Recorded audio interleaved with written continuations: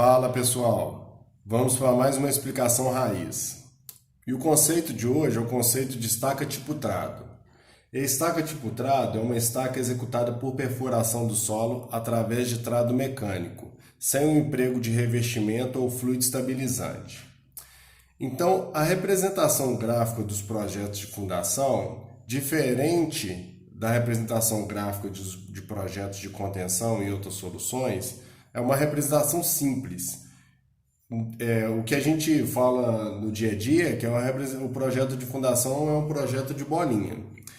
Então, qual que é a apresentação do projeto? É a apresentação da locação das fundações, a representação do diâmetro e as informações de execução, como comprimento de armação e detalhamento de armação, é feito quase sempre com a utilização de tabelas e textos informativos dentro do projeto. Então, falando da representação gráfica, o que a gente pode ter de representação gráfica em planta? Então, o que é usado é o seguinte: a gente cria uma determinada legenda para cada tipo de fundação.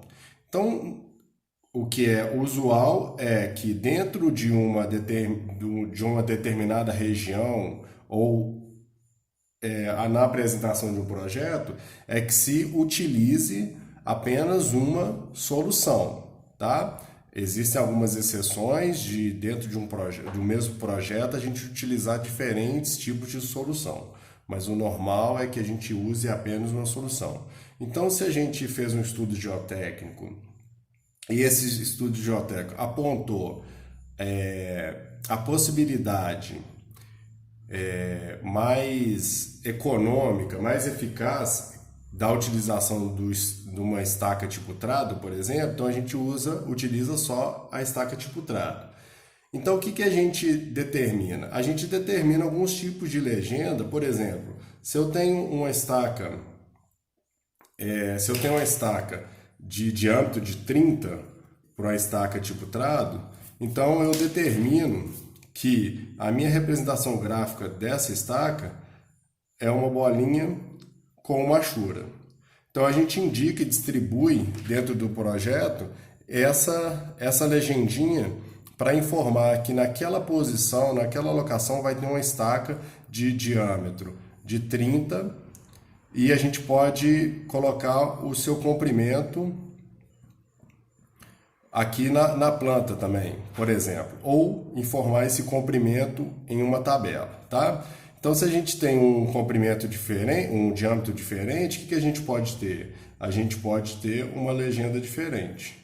Então, lá na planta a gente informa que essa estaca tem um comprimento diferente, tá? Então, se a gente tiver a opção de apresentar o comprimento dela aqui, a gente apresenta, ou se não na tabela. Isso é para agora conversando sobre uma apresentação de projeto, isso é usual quando a gente não consegue garantir uma apresentação com cores, tudo bem? Porque a gente poderia usar basicamente um círculo de uma determinada cor para representar aquele diâmetro. Então, uma observação aqui, voltando, né? É sempre interessante que a gente desenhe o elemento de fundação na sua escala real. Por quê? Porque se a gente começa a trabalhar com uma legenda com a geometria diferente do diâmetro informado, a gente pode não observar determinadas interferências quando a gente utiliza, por exemplo, uma fundação de um determinado pilar com mais de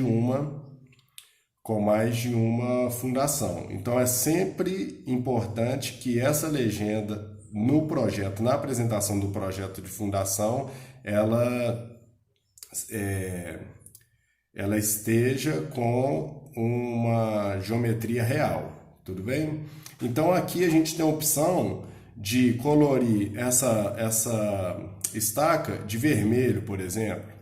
Para ela imprimir, quando a gente plotar, ela plotar na cor vermelha. E, por exemplo, o diâmetro de 40, ela apareça na cor azul, por exemplo. Então, se a gente conseguir garantir que as cores irão aparecer na plotagem, é uma opção também. Ou a gente apresenta como legenda, ou a gente apresenta com cor, diferenciando sempre os diâmetros, tá? Ou você pode mesclar as duas coisas. Acrescentar legenda com cor, isso não é até melhor. A gente modifica o tipo de legenda e modifica também o tipo de cor. Tudo bem?